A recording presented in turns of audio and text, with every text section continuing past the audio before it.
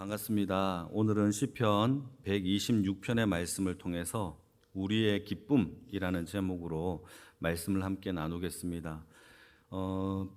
시편 120편에서부터 134편을 가리켜서 이게 성전에 올라가는 노래라고 부르거든요. 여러분 126편의 성경책을 가지고 계신 분들은 장 제목을 보게 되면 파란 글씨로 성전에 올라가는 노래라고 126편 숫자 옆에 이렇게 기록하고 있어요. 120편부터 134편까지 총 15개의 노래가 성전으로 올라갈 때에 절기 때마다 유대인들이 불렀던 노래가 바로 이 15개의 노래이고 그 중에 하나가 126편이에요. 실제적으로 예루살렘 성전에 올라가는 그 계단과 그 길에 15개의 계단이 있는데 그 계단을 오를 때마다 유대인들은 한 편의 시를 이렇게 묵상하며 절기 때마다 올라가면서 불렀다라고 학자들이 이야기를 합니다. 그리고 그 중에서 가장 핵심이 되는 시편을 하나 꼽으라면 126편이에요. 여러분 그래서 126편에다가 동그라미 이렇게 한번 쳐보세요. 왜냐하면 이 시는 독특하고 참 중요한 시 중에 하나입니다. 바벨론 포로 생활 70년을 마감하고 돌아오면서의 그 기쁨을 담은 노래가 바로 126편이에요. 그래서 시편의 이야기를 보게 되면 나는 꿈꾸는 것 같았도다 라고 얘기하면서 그 기쁨과 즐거움을 표현하고 있는 시예요. 그러니까 126편의 주제는요, 기쁨이에요. 오늘의 설교 제목과 같은 거죠. 기쁨이에요.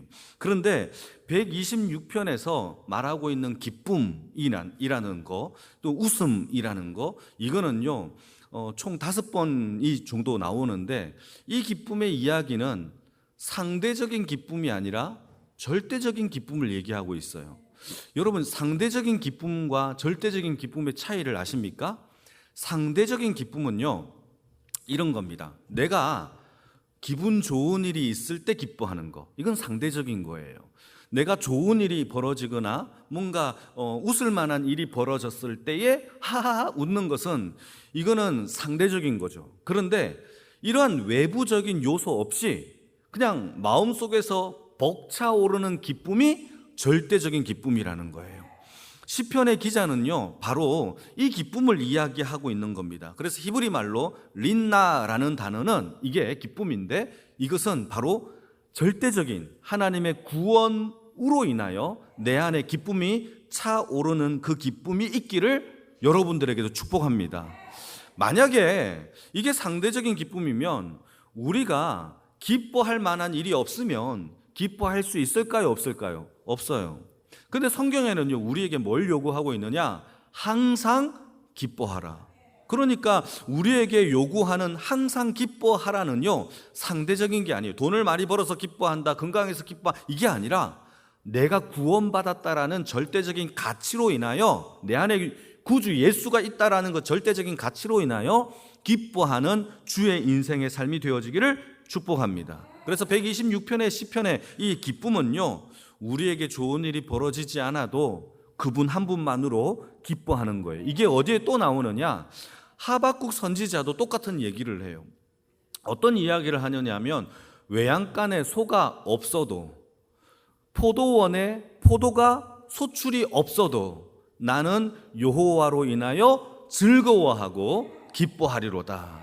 누구 때문에 기뻐한다라는 거죠? 여호와 한 분으로 인하여 내가 기뻐한다라는 이 절대적인 가치가 저와 여러분들에게 있기를 축복합니다. 그래서 1절 말씀을 한번 보실까요? 같이 한번 읽겠습니다. 1절입니다. 시작. 여호와께서 시온의 포로를 돌려보내실 때에 우리는 꿈꾸는 것 같았도다. 할렐루야. 여러분 오늘도 꿈꾸는 것 같은 삶을 살았습니까? 아멘이 좀 적어요. 오늘도 행복한 꿈꾸는 것 같은 그러한 우리의 상황이 아니라 예수 한 분만으로 되어지기를 축복합니다. 근데 여러분 우리는 아멘을 했지만 사실상 유다인 백성들에게 이게 얼마나 큰 가치인지를 조금 묵상을 해봐야 알아요. 이스라엘 백성들이 남유다가 멸망을 당하여 바벨론의 포로로 잡혀갔을 때에 단순하게 우리는 포로 잡혀갔겠지, 뭐 고생했겠네, 이 정도로 생각하는데 성경에는요 몇 가지 이 엄청난 고생에 대한 이야기가 담겨 있어요. 바벨론이 예루살렘을, 이 성을요 포위를 합니다. 포위를 하면 예루살렘 성에 있는 사람들은 먹을 게 여러분 점점 고갈이 될까요? 고갈이 되지 않을까요? 고갈이 돼요. 먹을 게 나중에 점점 없어져요. 밖에서 먹을 것을 좀 가지고 와야 되는데 이게 성을 포위하고 있으니까 가지고 있는 양식이 뚝 떨어진 겁니다. 몇 개월 만에. 그러니까 예레미야 애가 2장 말씀에 보게 되면은 이 엄마들이 너무너무 배고프니까 어떻게 했는지 아십니까? 자기 자녀를요 인육을 삶아 먹었어요. 별로 안 놀라십니까? 자기 자녀들을요 삶아서 인육을 먹었대요. 그 정도로 극심한 고통과 배고픔 속에서 이들이 고생했어요. 그리고 이스라엘 역사상 여러분 예루살렘의 성전이 파괴된 적은 단 한 번도 없었는데 바벨론이라는 나라가 예루살렘을 공격하여 성전을 파괴했고 뿐만 아니라 나라가 박살났어요. 전멸됐어요. 뿐만 아니라 그들을 포로로 잡혀갔던 것도 처음 있는 일이에요. 얼마나 고통스러웠을까요? 여러분 포로로 잡혀갔을 때에 그들을 포로로 데리고 갈 때에 예루살렘과 바벨론의 거리가요 1500km나 돼요. 여러분 서울에서 부산까지가 한 500 정도 되잖아요. 500이나 됩니까? 하여튼 그 정도 되면 1500이면 얼마나 멀겠습니까? 근데 그렇게 걸어갈 때에 여러분 걸어서 가겠습니까? 택시 타고 가겠습니까? 버스 타고 가겠습니까? 그들을요 묶어서요 그들을 끌고 가지 않았겠습니까? 얼마나 힘든 고생 가운데서 포로 생활을 몇 년 동안 70년 동안 했어요. 그런데 이 바벨론을 하나님이 페르시아로 인하여 멸망하게 하고 이 원년 때에 이 유다의 포로로 잡혀왔던 이 유다 백성들을요 다시 고향 땅 예루살렘으로 돌려보내는 소식을 들었을 때에 유다 백성들의 마음에는 얼마나 기뻤을까요? 돌아오는 길에 꿈꾸는 것 같지 않겠습니까? 할렐루야. 그런 기쁨이 여러분 그들에게 하나님의 70년 만에 하나님의 말씀이 정말로 회복되었구나라는 하나님 앞에 그 감격이 담긴 채 돌아온 것 같아요. 그러니까 이들이 하는 얘기가 정확하죠. 내가 꿈꾸는 것 같았도다. 하나님이 나를 구원해 내신 것이 꿈꾸는 것 같았도다 라고 고백하는 그 1절의 이야기가 우리가 그게 현장이 없으면 다소 이해할 수 없는 이야기라는 거예요. 여러분 인간으로 할 수 없는 그 일들을 하나님이 구원해 내신 줄 믿으시길 축복합니다. 그래서 우리의 삶에도 예수를 믿고 꿈 같은 일들이 많이 벌어지기를 축복해요. 여러분 얼마나 많은 꿈 같은 일이 벌어지고 있나요? 우리의 삶 속에서 사모하세요. 하나님 앞에 기도하시면 우리의 삶 가운데서도요 꿈 같은 일들이, 아브라함은 100세 때 이삭을 얻었어요. 얻었을 때에, 품에 안았을 때에, 응애 울었을 때에 여러분 아브라함은 꿈꾸는 것 같겠죠. 꿈 같은 삶을 살았겠지 않겠습니까? 뿐만 아니라 요셉이 애굽의 노예로 종으로서 감옥에 갇혀 있을 때에 풀려나 애굽의 총리가 되었을 때에 요셉은 꿈 같은 일들이 벌어진 거 아니겠습니까? 이스라엘 백성들도 마찬가지였어요. 포로 70년 만에 이제는 노예였다가 이제는 자유민이 되어 예루살렘 내 고향으로 간다. 꿈 같은 일이죠. 여러분 오늘 본문 126편에서 노래하고 있는 이 유대인들은요 뭐가 꿈이겠습니까? 박살났던 예루살렘의 성전이 다 박살났다가 다시 회복되어 이제 성전에 올라가면서 하나님께 예배드린다라는 것에 대한 벅찬 꿈이 회복된 거예요. 여러분 그 꿈꾸는 것 같은 그 예배가 회복됨으로 불렀던 노래, 그게 바로 126편의 노래라는 사실입니다. 여러분 2절 말씀을 같이 한번 보실까요? 얼마나 꿈 같은 일이 벌어졌는지 시작. 그때에 우리 입에는 웃음이 가득하고 우리 혀에는 찬양이 찼었도다. 그때에 문나라 가운데서 말하기를 여호와께서 그들을 위하여 큰 일을 행하셨다 하였도다. 여러분 하나님 앞에 예배가 회복되고 성전이 회복되니까 올라가면서 어떤 일이 벌어집니까? 그때에 우리의 입에 뭐가 가득 찼어요? 웃음이 가득 찼어요. 여러분 오늘 하루를 살면서 웃어본 적이 있는 분들, 할렐루야. 지금 처음으로 웃는 거 말고요, 오늘 하루를 눈을 뜨고 예배당에 오기 전까지 하하하하 크게 웃어봤던 분들 할렐루야. 한 두세 분은 아직 안 했어요. 여러분, 우리의 삶에 꿈같은 일, 웃음이 회복되어지는 주의 은혜가 있기를 축복합니다. 예배가 회복되면 우리의 웃음도 회복된대요. 이건 제 얘기가 아니에요. 성경에 기록되고 있어요. 한번 읽어볼까요? 예레미야서 33장 10절에서 11절 말씀인데 성경의 말씀입니다. 천천히, 여러분 긴데요, 좀 같이 읽겠습니다. 시작.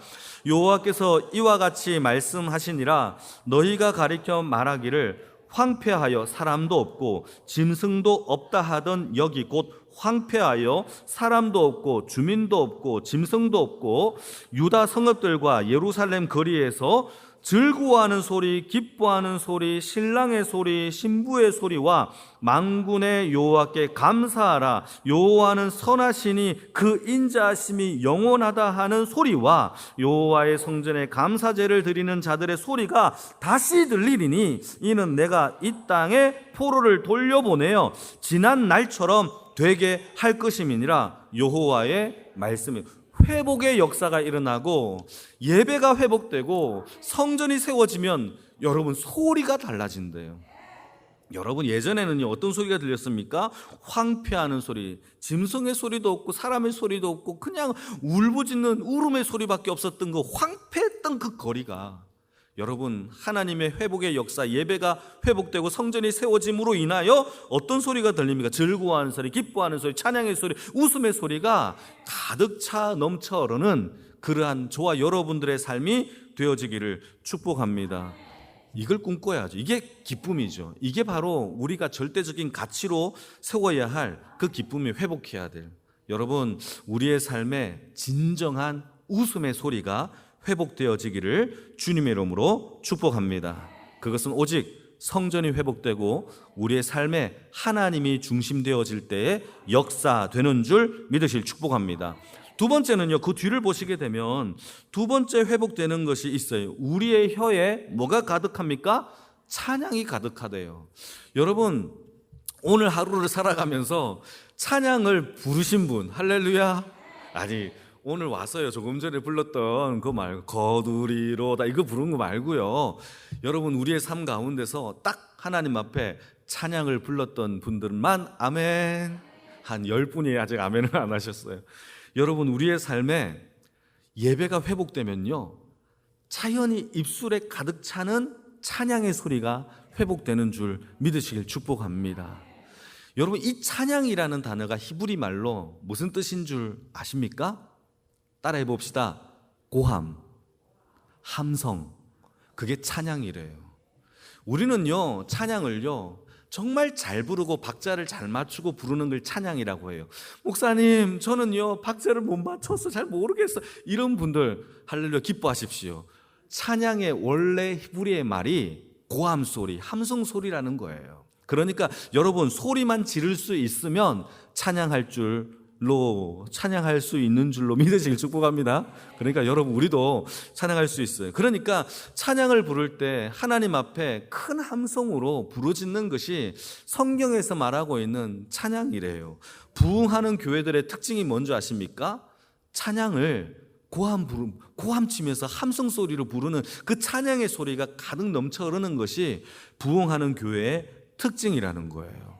여러분 우리의 삶 가운데 하나님 앞에 찬양의 그 고함 소리가 함성처럼 들리는 그런 은혜가 저와 여러분들에게 있기를 주님의 이름으로 축복합니다. 웃음소리와 찬양의 소리가 우리 교회 가운데 여러분들의 삶 가운데서 회복되었다. 그것은 바로 우리의 삶에 예배가 중심된 삶으로 바뀌었다라고 봐도 진배 없는 거예요. 그런 은혜가 있기를 주님의 이름으로 축복합니다. 자, 여러분 1절 말씀에 다시 한번 보시게 되면 중요한 게 나오는데, 여러분 신앙생활에서 가장 중요한 게 여러분들은 뭐라고 생각하십니까? 이 시편의 기자는요 여기에 담고 있는 이야기 중에 하나가 기억력이라고 얘기해요. 여러분 신앙에서 하나님을 날마다 기억하는 기억력이 있는 주의 백성이 되기를 축복합니다. 그래서 그때라고 부르면서 하나님 앞에 그때에 하나님이 하신 일들을 기억하는 거예요.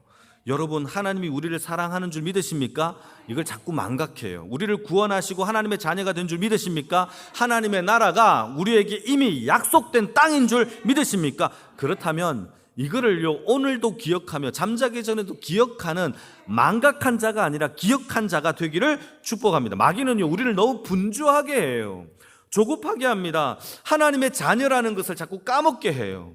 그러니까 이 땅에서요, 아이고 어쩌나, 어떻게 사나, 아이고 나는 망했다, 나는 이 생애는 끝났어 라고 얘기한단 말이죠.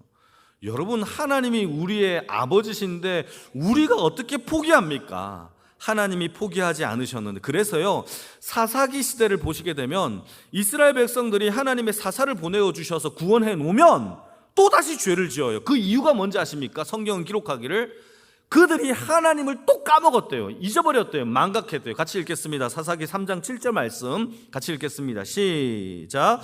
이스라엘 자손이 여호와의 목전에 악을 행하여 자기들의 하나님 여호와를 뭐합니까? 또 죄를 짓고 악을 행하는 이유가 여호와를 잊어버려요. 하나님이 나를 구원했는데 또다시 바알에게 가고 아세라 신에게 가요. 여러분, 우리를 구원한 예수 그리스도를 기억하는 주의 인생이 되기를 축복합니다. 근데 왜 자꾸 세상의 물질과 세상 사람의 권력과 이런 것을 찾습니까? 오직 하나님만 찾는 기억하는 주의 인생이 되기를 축복합니다. 그래서 2절 말씀을 보시게 되면 2절을 제가 한번 읽어볼게요. 그때에 우리 입에는 그때에란 단어를 써요. 그때에 하나님이 우리를 구원하신 그때를 기억하며 부르는 거예요. 그때 우리 입에는 웃음이 가득했고 우리 혀에는 찬양이 가득했었도다. 그때에 나라 가운데서 말하기를 여호와께서 그들을 위하여 큰 일을 행하셔. 이거를 기억하는 거예요. 사랑하는 성도 여러분, 우리를 위하여 예수 그리스도를 보내신 그때를 기억하며 살아가기를 주님의 이름으로 축복합니다. 그게 바로 기억력에 여러분 예배를 드리는 자들의 반드시 해야 될 기억력이에요. 요 마지막으로 한 가지만 더 살펴볼게요. 5절과 6절인데요. 같이 한번 읽어볼까요? 5절, 6절 시작. 눈물을 흘리며 씨를 뿌리는 자는 기쁨으로 거두리로다. 울며 씨를 뿌리러 나가는 자는 반드시 기쁨으로 그 곡식단을 가지고 돌아오리라. 여러분, 놀랍게도 성경에서 우리에게 뭘 얘기하느냐 하면 신앙생활의 삶을 종종 농부의 삶으로 비유할 때가 되게 많아요. 맞죠? 여러분, 농부가 한 알의 곡식을 거두는 것이 쉬울까요? 어려울까요? 여러분, 농사 지으신 분들은 다 아시겠지만 저도 어릴 때 기억이 나요. 할아버지 집에 가면 이 농사를 짓는 모습이 아직도 기억이 나는데, 제가 맞는지 안 맞는지는 정확하게는 잘 모르겠는데 제 기억에 의하면 3월 달부터 이게 준비하는 것 같아요. 모판을 준비하기 위하여 비닐하우스에서 정말 좋은 벼 이삭의 종자를요 딱 이를 모아놨다가 그 종자를 가지고 이게 이제 씨를 뿌리는 거죠. 그래서 묘종을 거두어서 모판에 심을 이게 모를 만드는 거예요. 그리고 3월, 4월 달로 넘어가게 되어지게 되면은 이 모판을 준비한 것을 온도와 습도에 맞게끔 자라난 것을 가져다가 이게 논에 심기 전에 먼저 논을 만들어요. 맞죠? 논을 만들죠.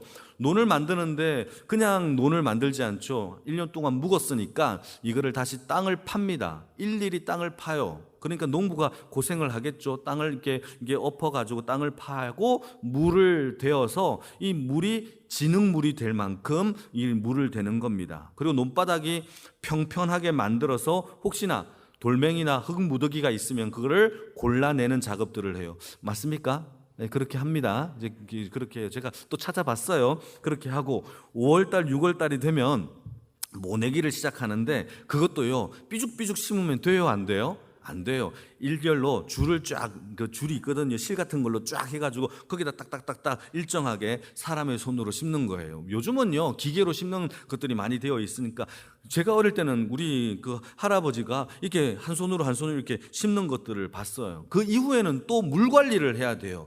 물이 없으면요 그 해는 흉년이 됩니다. 그래서 물을 대어야 되고요, 적절하게 되어서 이게 이제 흉년이 되지 않도록 해야 되고, 이걸로 끝나는 게 아니죠. 비료도 줘야 되고요, 잡초를 또 뽑아야 되고요, 또 병충해가 생기지 않도록 일일이 방제하는 일들을요 매번 나가서 해야 되는 겁니다. 그런 일들을 하죠. 그리고 9월달, 10월달이 되면은요, 수확을 거두는 데에 이때에 논에 물을 완전히 빼야 돼요. 물이 있는 채로 수확을 할 수가 없다는 거예요. 그럼 물을 다 빼야 되겠죠. 물을 다 빼고 또 이제 벼를 베는데 벼를요 일일이 하나씩 또 베야 되는 것이죠. 요즘은 기계로 하지만 그때는요 이게 벼단을 이렇게 한 손으로 잡고 슥싹슥싹, 맞죠? 그렇게 하는 거예요. 모르는군요. 제가 좀 압니다. 쓱싹쓱싹 해서 하는 겁니다. 그걸로 끝나느냐? 아니에요. 건조시켜야 되고요, 저장하고 탈곡을 이렇게 시켜야 되는 그 과정들을 통하여서 딱 한 알에 벼알이 우리 안에 딱 들어오는 거예요. 우리는 마트에서 얼마 주고 살 수는 있지만 그렇게 들어오기까지가 엄청난 고통과 열심과 노동력이 필요하다라는 거죠. 그래서요, 여러분 오늘 본문의 말씀을 보시게 되면 농부가 씨를 뿌릴 때 웃으면서 씨를 뿌립니까? 울면서 씨를 뿌립니까? 울면서. 얼마나 고통스럽고 얼마나 수고스러운 일을 해야 하면 울면서 씨를 뿌린다라고 성경은 이야기하고 있어요. 울면서 씨를 뿌리는 자가 웃으면서 단을 거둘 수가 있는 거예요. 할렐루야. 여러분, 굉장히 중요한 얘기예요. 우리가 한 명의 영혼의 구원과 그 영혼이 변화되고 하나님 앞에 복음을 믿는 자로 한 명 한 명 세워지기는 그 한 알의 구원을 얻는 것이 눈물 없이 불가능하다라는 거예요. 여러분들이 고생하여서 열심히 씨를 뿌렸다면 그것은 정상적인 여러분 복음의 활동을 하고 있는 거예요. 그런데 여러분, 이 눈물을 흘리면서 씨를 뿌리는 농부의 삶이 우리 삶 속에 없다면, 또는 거부한다면 웃으면서 단을 거두는 삶도 없다라는 거예요. 이게 여러분 영적인 저와 여러분들도 농부라는 사실을 기억하기를 축복합니다. 아니 듣는 것처럼 보여요. 아무런 반응이 없는 것처럼 보여요. 그러나 눈물 흘리며 오늘도 씨를 뿌리는 자는 농부예요. 아니 날까 걱정도 되지만 오늘도 기쁨으로 씨를 뿌리는 자가, 여러분 울면서 씨를 뿌리는 자가 웃으면서 단을 거두는 줄 믿으시기를 축복합니다. 하나님이 그 딱딱한 그 금강석 같은 마음도 하나님께 촉촉하고 부드러운 마음으로 바꾸어서 하나님의 한 알의 곡식으로 만들어 가게 하시는 줄 믿으시길 축복합니다. 그러니까 여러분 주의 일들을 할 때에 너무 힘들다, 이거는 정상이에요. 너무 힘들다, 왜 아멘 안 하십니까? 너무 힘들다, 이거 못하겠다 라고 하는 것은 내가 제대로 하고 있구나 라고 여러분 여기시는 농부의 삶이 되어지기를 축복합니다. 그래서 눈물은요 곡식의 당연한 삶의 모습이에요. 그래서 농부가 자기가 힘들다라고 여러분 포기하는 것은 농부가 아니라는 거예요. 그래서 야고보서는요 자신의 편지에서 이런 이야기를 남겨놓습니다. 제가 한번 읽어볼게요. 그러므로 형제들아, 주의 강림하시기까지 참으라. 보라, 농부가 땅에서 나는 귀한 열매를 바라고 길이 참아 이른 비와 늦은 비를 기다린다. 농부는요 하는 일이요 씨를 뿌리고 난 다음에 가꾸고 기다리는 것밖에 없어요. 물을 주시는 분도 하나님이시고 자라게 하시는 분도 하나님이시고, 아멘 하면 좋습니다. 열매 맺게 하시는 분도 하나님이십니다.